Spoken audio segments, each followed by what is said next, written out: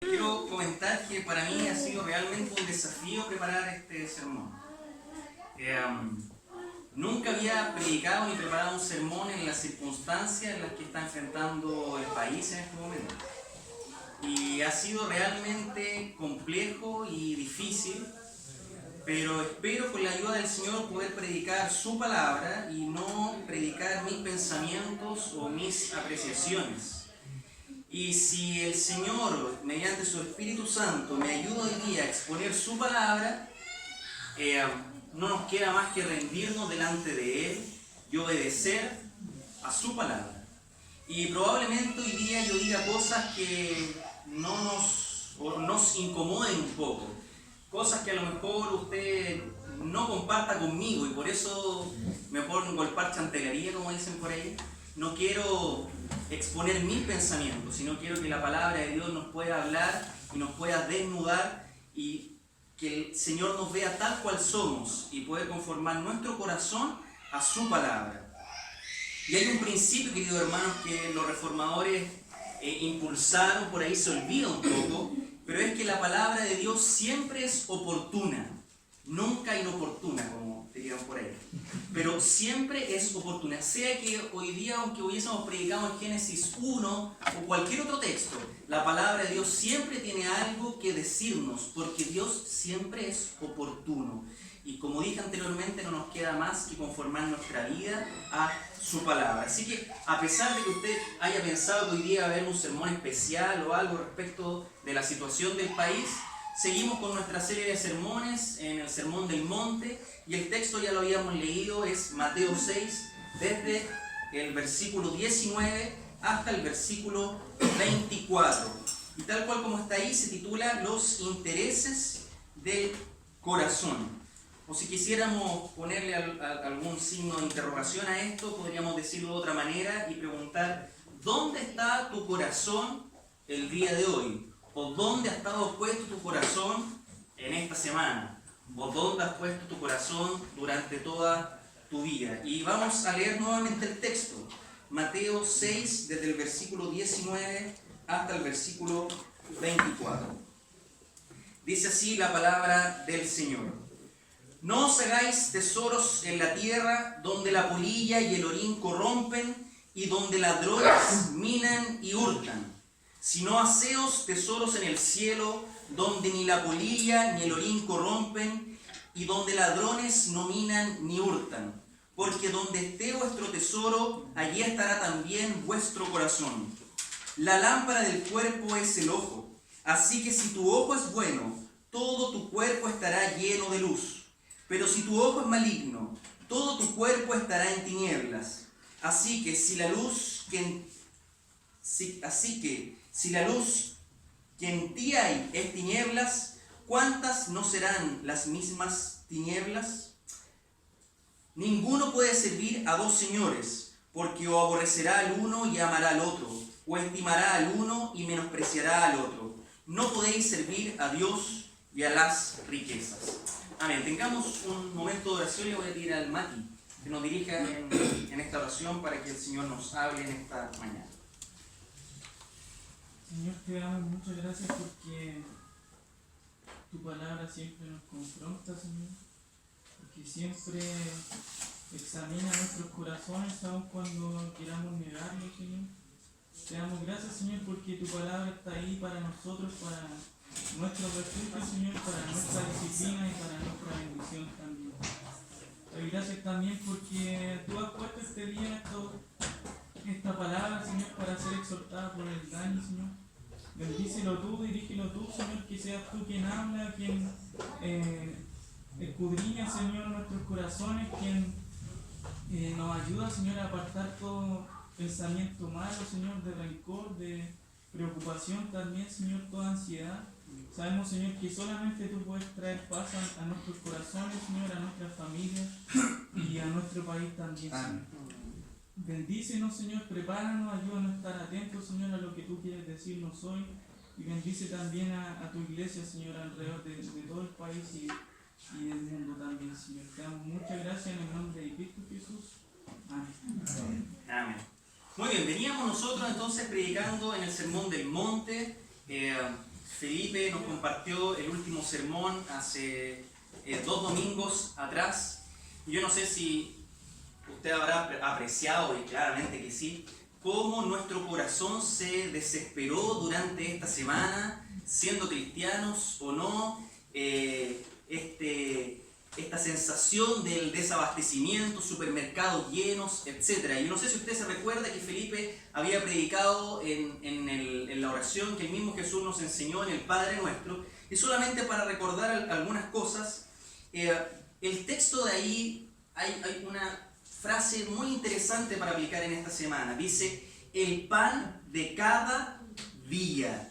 El pan de cada día. No dice el texto el pan de mañana, se lo voy a asegurar, sino que Jesucristo dice, el pan de hoy no te va a faltar. El pan de hoy yo te lo aseguro. Tampoco dice ni el postre, ni el queque, ni el helado. Dice, el pan al menos hoy no te va a faltar. Que esa sea su esperanza, querido hermano, cuando vaya al supermercado lleno, cuando vaya a comprar al negocio y vea que se fue la harina, el azúcar. El pan de hoy, queridos hermanos, no le va a faltar. Amén.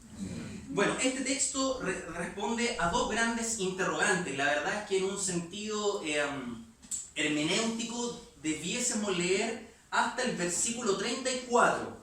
¿Sí? Hoy día solamente vamos a ver hasta el versículo 24, pero debiésemos leerlo desde el 19 hasta el 34, porque el Señor Jesucristo responde a 2 grandes interrogantes. La primera va del versículo 19 hasta el versículo 24 para ayudarnos a responder dónde está nuestro corazón. Y el Señor Jesucristo usa 3 grandes contrastes para poder enseñarnos sobre esto. La Reina Valera nos ayuda mucho en ese sentido porque está muy bien separado ahí. El primer contraste es entre las riquezas terrenales y las riquezas celestiales, que van desde el versículo 19 hasta el versículo 21. Segundo contraste es entre el ojo bueno y el ojo malo. Corresponde al versículo 22 y 23.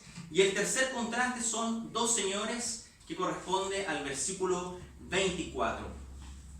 La segunda gran interrogante, como les había explicado, va desde el versículo 25 hasta el versículo 34 y responde a la interrogante de cómo vamos a vivir entonces ahora.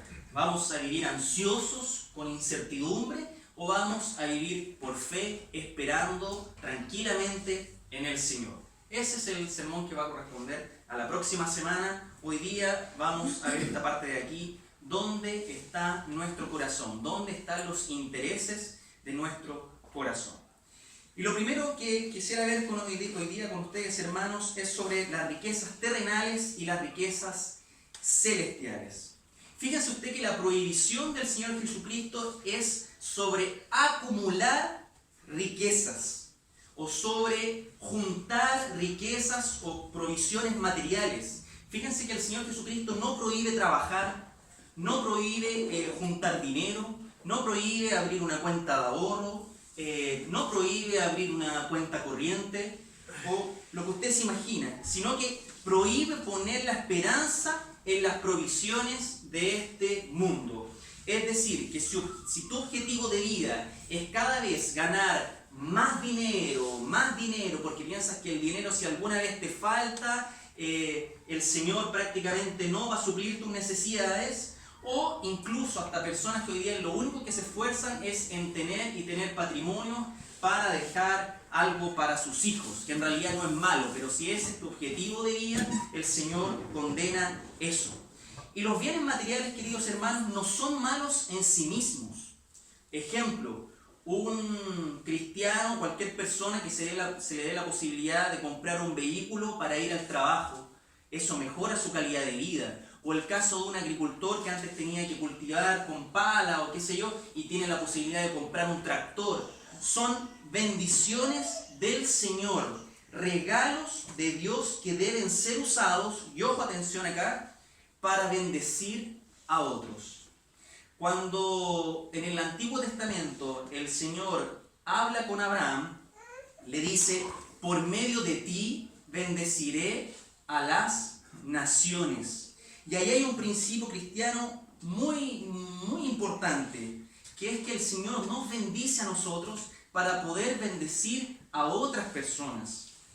Primera de Timoteo 5:18 también dice que el obrero es digno de su salario. El principio acá, queridos hermanos, es que debemos administrar lo que el Señor nos da sabiamente.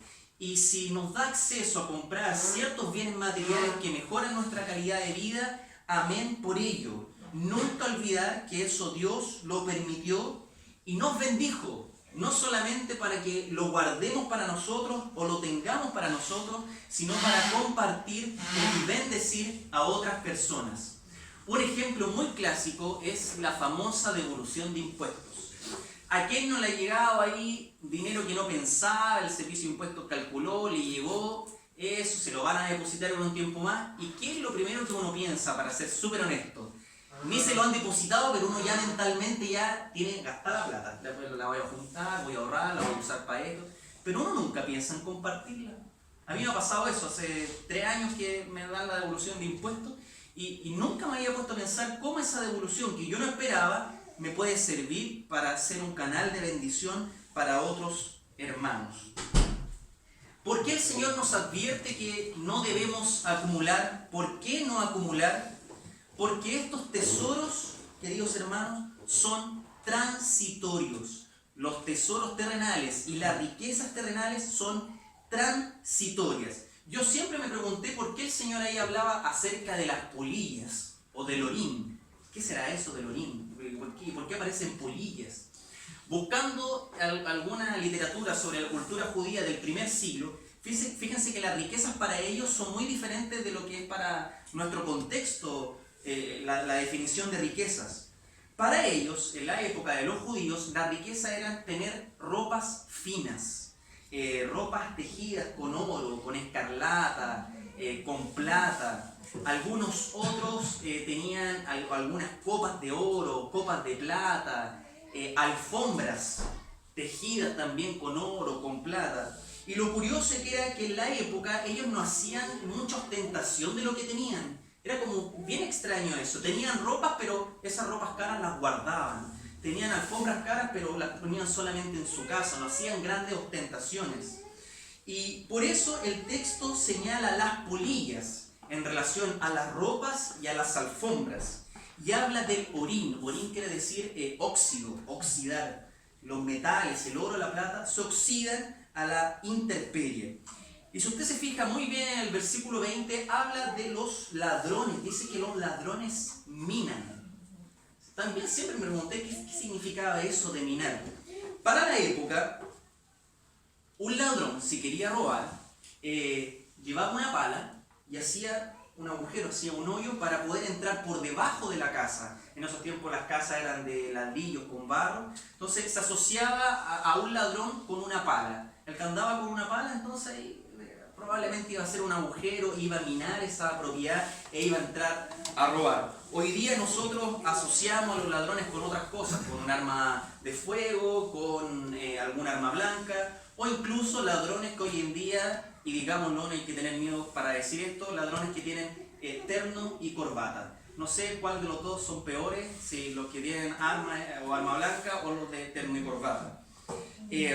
El texto nos invita a no gastar nuestra energía ni nuestro tiempo en acumular, porque son transitorios. Hoy los tenemos, mañana no, quién sabe. Nadie puede estar seguro de lo que tiene. Y si la advertencia del Señor es no acumular tesoros en la tierra, el Señor también nos dice que acumulemos tesoros en el cielo. Algunas interpretaciones sugieren que nosotros estamos acá en la tierra prácticamente como juntando puntos, como si el Señor estuviera viéndonos y diciendo, a ver, hiciste esto, entonces tú juntas puntos y así acumulas tesoros en el cielo. Pero en realidad esa no es la interpretación. La interpretación reformada diría lo siguiente: juntar tesoros en el cielo significa todo lo que se puede llevar después de la muerte. La interpretación correcta diría eso. Todo aquello que nos podemos llevar después de la muerte. Usted podrá imaginarse qué cosas son esas, no es tan difícil. Santidad de carácter, obediencia a su voluntad y frutos del servicio al Señor. Santidad, obediencia y frutos del servicio. La manera en que está escrito el texto sugiere lo siguiente: la mejor manera de acumular tesoros en el cielo es librarnos de acumular tesoros en la tierra. Y la mejor manera de desprendernos de esa riqueza o de estos bienes materiales, Augusto Nicodemo lo traduce en una palabra: ser generosos, dando, no amarrándonos a estos bienes materiales ni a la riqueza, sino que la mejor manera de desprendernos es dando, siendo generoso. Aquel que no tiene problemas para desprenderse, entonces está acumulando tesoros en el cielo. Hay un caso en la Escritura acerca del joven rico. Dice la Escritura que él guardaba todos los mandamientos de la juventud. Probablemente si se apareciera por esta puerta, a lo mejor lo hubiésemos puesto como diácono al tiro. Ni siquiera hubiese tenido que hacer catecúmeno. Pero el corazón de este joven rico estaba puesto en las riquezas. El texto nos llama a destronar a este Dios de la riqueza y de la acumulación de bienes materiales. Y la mejor manera es siendo generoso. Yo esta semana estuve en la casa. La gente llegaba de sus trabajos a las 2, 3 de la tarde y se hacía algo bien curioso en la plaza ahí donde vivimos ahí en el condominio. La gente se juntaba con los niños, compartía. Oye, ¿te falta azúcar? Yo tengo azúcar. Me falta pañal. Yo tengo pañal. Y se daba una especie de comunión, pero súper interesante. Si nosotros pudiésemos llevar esa vida de barrio, esa vida de vecindad que en algún momento, en algunos lugares se perdió, si lo pudiésemos recuperar, que los cristianos somos llamados a eso, podríamos compartir nuestras cosas súper fácil, nos nacería, sería del corazón. Pero el Señor nos dice que a veces estamos tan interesados en acumular tesoros en la tierra, estamos tan pendientes de yo, mi familia, mis hijos, que a ellos no les falte nada. Pero ¿qué hay de los demás? ¿Qué hay de las necesidades de las demás personas? ¿Tu corazón está en las cosas de la tierra o las cosas del cielo? No puedes tener tu corazón en dos lugares al mismo tiempo. Y si están en el cielo, entonces el objetivo de nuestra vida será agradar a Dios, hacer su voluntad y vivir para su reino. El problema de los cristianos hoy día en el siglo XXI es la idolatría al consumismo y la idolatría al materialismo. Los malls, los supermercados, la publicidad está interesada en crear necesidades que ni siquiera tenemos. Yo a veces voy y paso ahí, hago zapping, y de repente aparece un rodillo que no es como el rodillo clásico, sino que este rodillo es espectacular. Entonces tú lo ves y dices, yo lo necesito. Yo necesito ese rodillo para pintar. O como el chiste del Bombo Fica, que dice que compra una máquina de cortar pasto y él vive en un edificio, pero el impulso no va a comprarlo porque estaba en oferta. Cyber Monday, tarjetas de crédito, líneas de crédito, puros medios para endeudarnos, para acumular, etcétera, etcétera.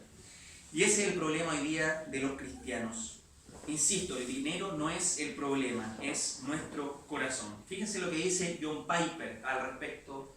Dice, el dinero fue dado por Dios para demostrar que Él no es nuestro Dios, que Él no nos maneja. ¿Será que algún día podemos llegar a la convicción de lo que está escrito ahí?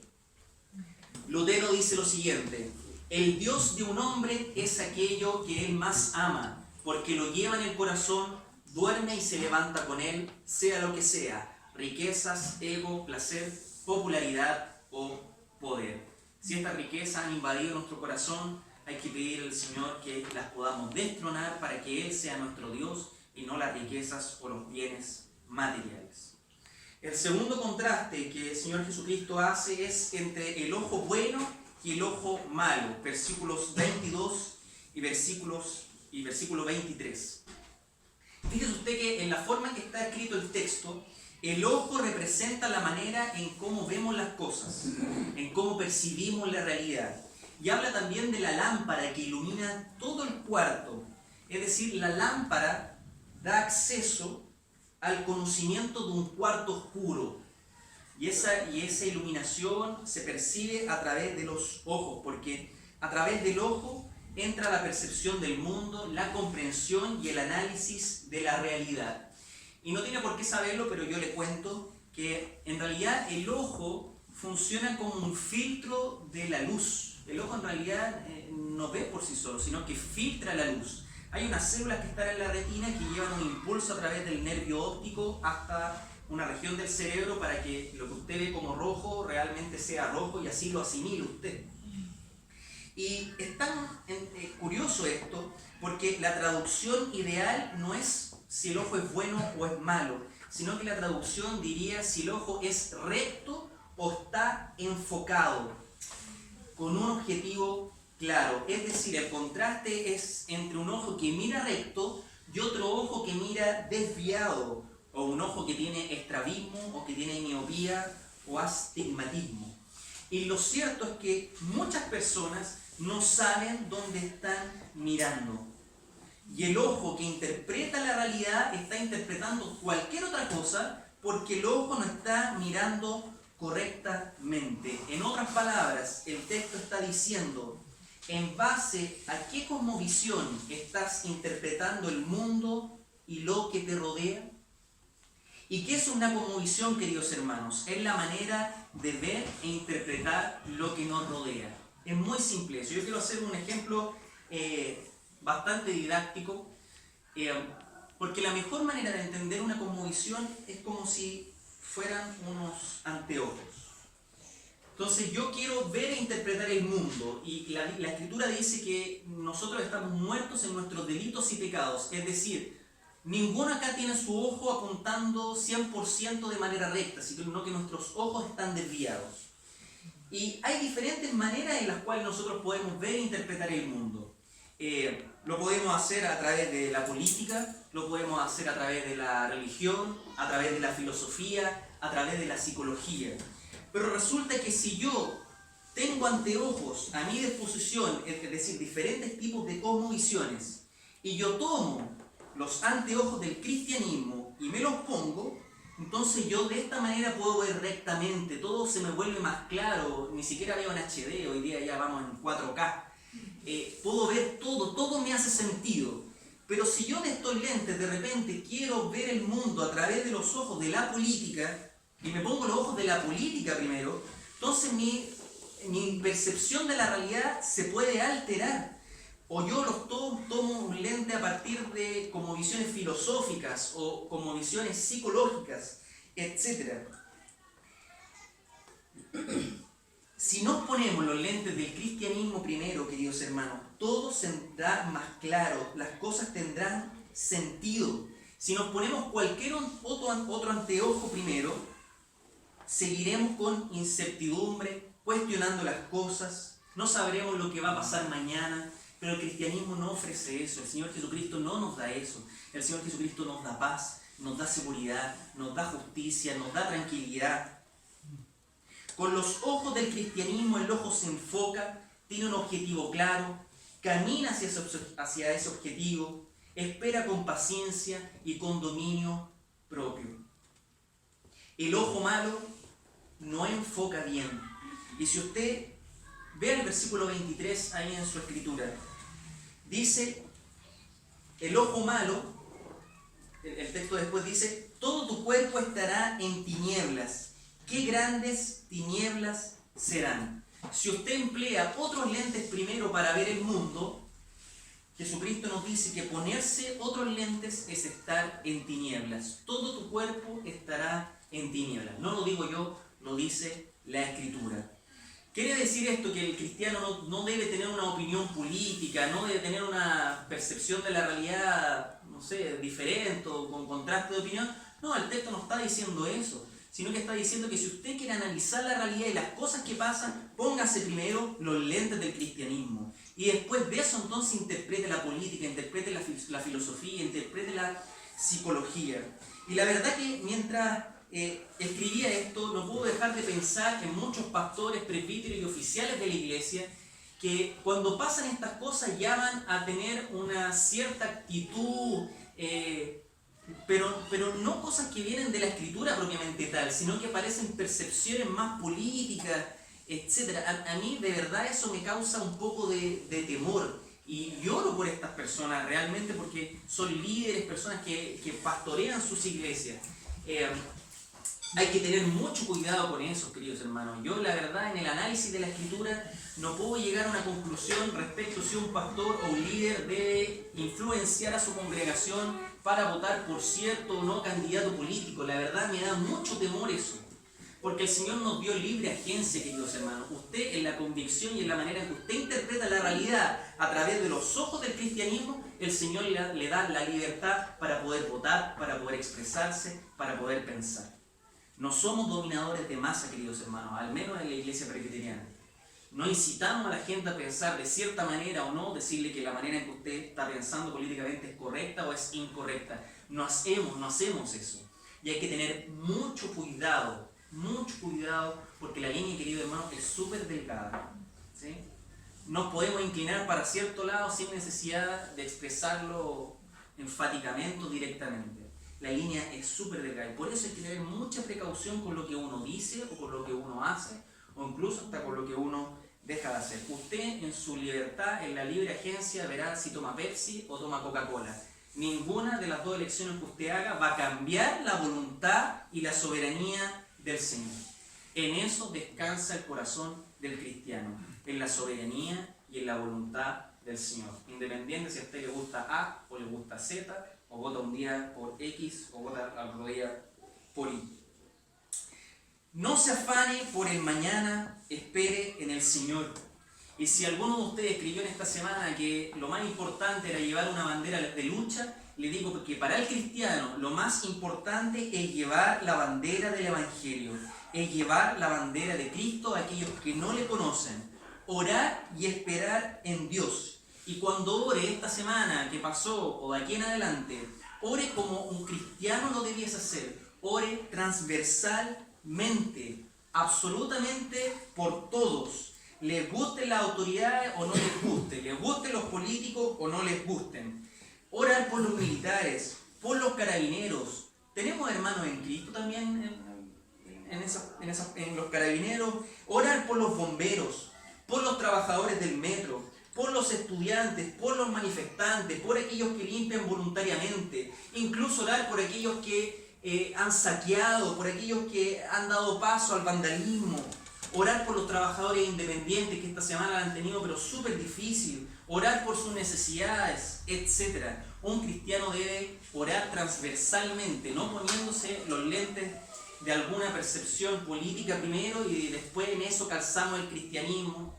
Ponerse los lentes del cristianismo primero, porque muchos oran, pero se tiran indirectamente hacia algún u otro lugar.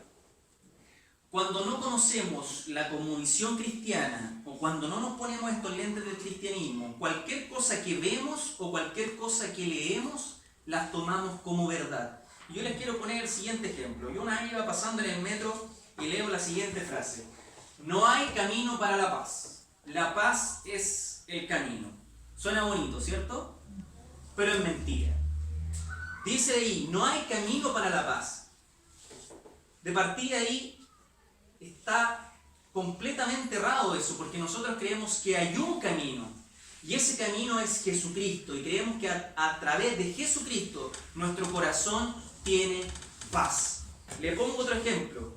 Dios ama al pecador, pero aborrece el pecado. Suena bonito, ¿cierto? Pero es mentira. El cristianismo no habla de eso, y el Señor no habla de eso. Dice que el árbol malo da mal fruto, el árbol bueno da buen fruto, y el árbol malo es cortado y echado al fuego. Y la Escritura dice, por cuanto no eres ni frío ni caliente, te vomitaré de mi boca. El pecador comete pecado, y no hay más objeción a eso.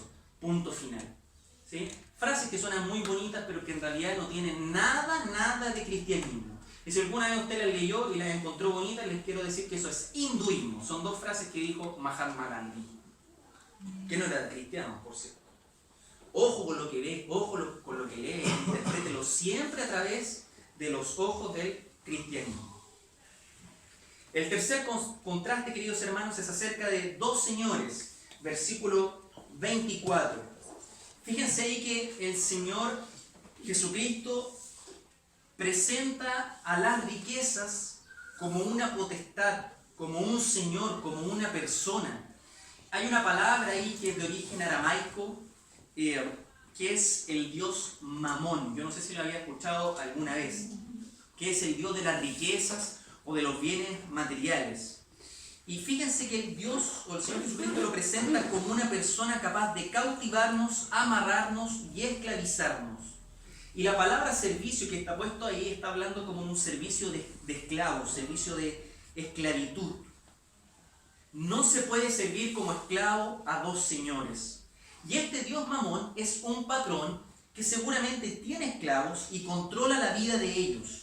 Y vuelvo a decirlo nuevamente, el dinero no es el problema, sino que la Escritura también menciona que la raíz de todos los males es el amor al dinero. No dice la raíz de todos los males es el dinero, sino que es el amor al dinero. Porque el dinero puede ser usado para cosas buenas, como lo dije anteriormente. Pero ¿qué nos quiere enseñar el texto acá? Que el dinero y las riquezas tienen el potencial de esclavizar a sus poseedores. Representan una tentación muy grande de esclavizar a las personas en la avaricia, en ser mezquinos. Jesús opone estas dos realidades en colisión porque no se puede servir a Dios y a las riquezas. O sirves al Dios Mamón o sirves al Dios verdadero. Un esclavo solo estaba en condiciones de servir a un patrón. Hoy día alguien puede dedicarse a un trabajo durante la mañana, a otro trabajo durante la tarde y así sucesivamente. Pero el esclavo en aquel tiempo era de dedicación exclusiva de su patrón. 24 horas los 7 días de la semana. Es decir, no podía servir a nadie más que no fuera su patrón. Su vida era dedicada a aquel Señor. Por lo tanto, aquí el Señor Jesucristo dice, o eres esclavo de Mamón, de las riquezas, o eres esclavo de Dios, porque no se puede servir a dos señores. Servir a Mamón significa que las riquezas sean el objetivo de nuestra existencia, que luchemos por ellas y que las atesoremos. Yo no sé si han visto la película El Señor de los Anillos, pero ahí aparece un personaje que se llama Gollum, que lo único que hace es mío, yo no lo comparto, esto es mío. Eso, así nos vuelve este Dios Mamón, esto es mío, yo no lo comparto, no me interesan las necesidades del resto, solo importa lo que me pasa a mí, lo que le pasa a mi familia. Eso, queridos hermanos, nos hace volvernos codiciosos. Y la codicia es lo contrario al amor. La codicia esclaviza y las personas terminan siendo adoradores de Mamón.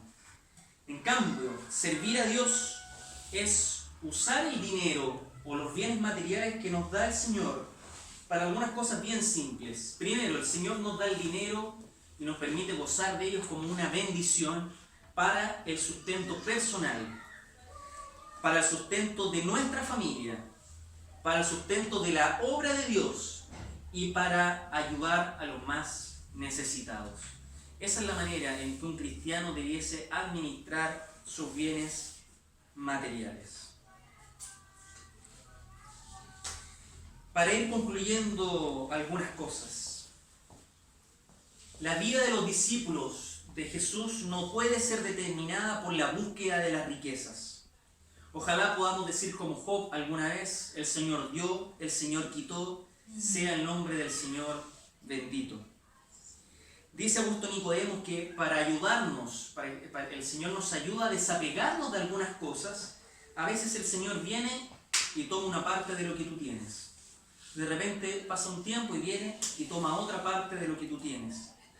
Y eso es el trabajo del Señor que hace en nuestra vida para enseñarnos que nos debemos desapegar de las cosas materiales y podamos aprender a decir como Pablo, aprendí a vivir contento en cualquier situación. Sé lo que no es tener nada y sé también lo que es tener mucho y ser rico. No importa la situación, sea generoso porque es un mandato del Señor.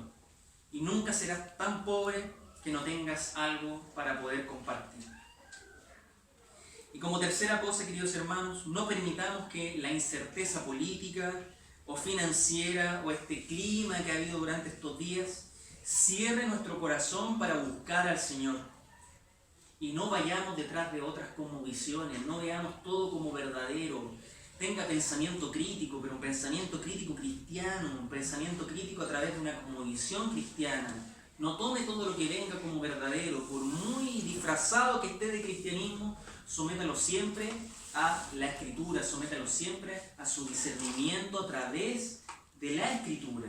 Ese es nuestro filtro, ¿sí? Y la vez que me explicaron a mí las cosmovisiones a través de los lentes, lo entendí al tiro, así que espero que no se les vaya a olvidar nunca más, pues yo me saco los lentes y en verdad no veo a nadie. Así que cuando me los pongo, los puedo distinguir y entender ahí sí todo lo que me rodea. Amén. Tengamos eso en nuestra mente, queridos hermanos, para poder ir aplicando esto en nuestra semana. Y tenga cuidado, en verdad, hermano, tenga mucho cuidado de pastores o líderes que nos inciten a seguir cierto o cual otro camino, porque eso no es teología reformada. Teología reformada es libre agencia, la capacidad que yo tengo de poder elegir, pero en nada eso va a cambiar la voluntad del Señor. Y termino con el siguiente ejemplo. Pongamos que usted compra un ticket para un pasaje de avión, no sé, va de Santiago a Río de Janeiro. Cualquier cosa que usted haga dentro del avión, se pare o no se pare al baño, que se sienta al lado o no se sienta lo que usted coma, etc., nada de eso cambia, que el objetivo del avión es llegar a Río de Janeiro. ¿Quiere entender la libre agencia? Bueno, de eso se trata.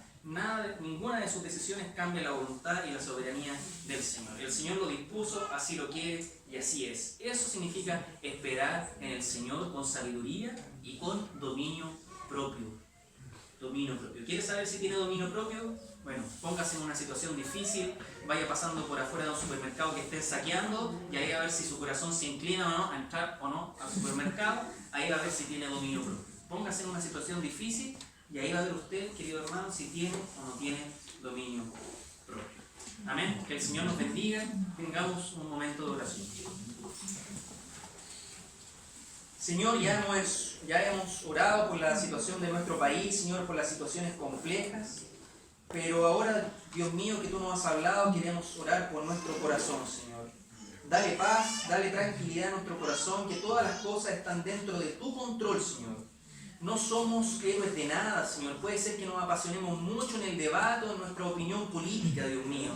Puede, Señor, incluso que hasta nos descontrolemos, Señor, iramos a otras personas respecto de su opinión. Y te pedimos perdón, Señor, si en